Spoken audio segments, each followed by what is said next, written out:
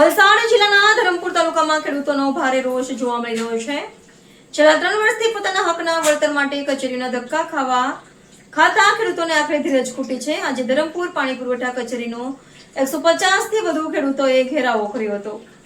વળતર મુદ્દે ખેડૂતોનો રૌદ્ર અવતાર, પાણી પુરવઠા કચેરીનો ઘેરાવો કરી પાઇપલાઇન ખોદી નાખવાની ચીમકી।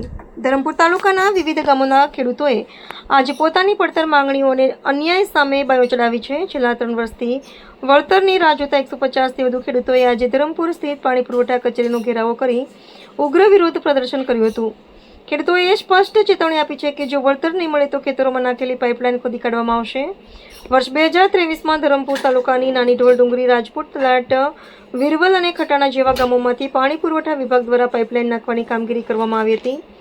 તે સમયે તંત્ર દ્વારા ખેડૂતોને વિશ્વાસમાં લેવામાં આવ્યા હતા કે જમીનનો ઉપયોગ કરવા બદલ યોગ્ય વળતર તાત્કાલિક ચૂકવવામાં આવશે। તંત્રના આશ્વાસન પર ભરોસો રાખીને ખેડૂતોએ પોતાના કિંમતી દસ્તાવેજો પણ જમા કરાવ્યા હતા।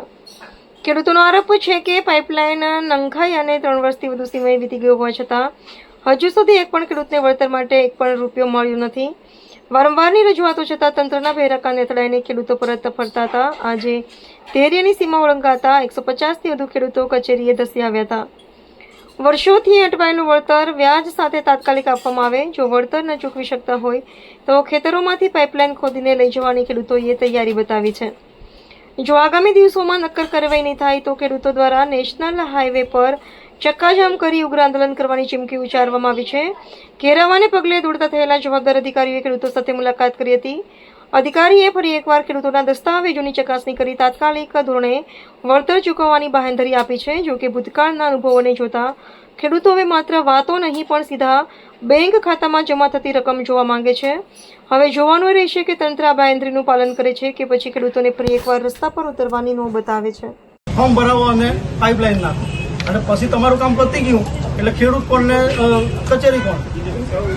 આવું તો નહીં હોય ને। નકલ બતાવતી હોય એટલે પછી આ પાઇપલાઇન જે અમે કાઢી નાખીએ જે નકલ નહીં બતાવતી હોય તો પછી લાઈન અમે ખોદી કાઢીએ। જગ્યા અમારી છે અમે ખોદી કાઢીએ પછી જ આવે ને।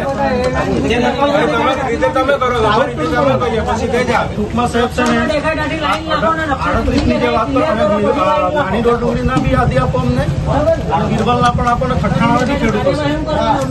અને બીજી વાત કે યાદી આપે પછી સાહેબ હાલથી રાજપુત તલાટ ગ્રામ પંચાયતના કચેરીથી કોઈ પણ અધિકારી આવો સક્ષમ જે આનું તાત્કાલિક નિરાકરણ કરી અને આ બધાની યાદી સાથે મૂકો। કેમ કે આ ખેડૂતોને મળી ગયું ને પછી જે ના એ બી સાથે જ મોકલો તૈયાર કરીને, ભલે 2 દિવસ લેટ।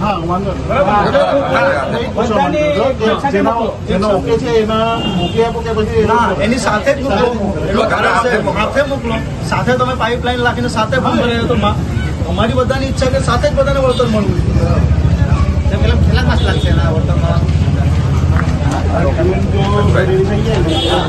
તમે આજે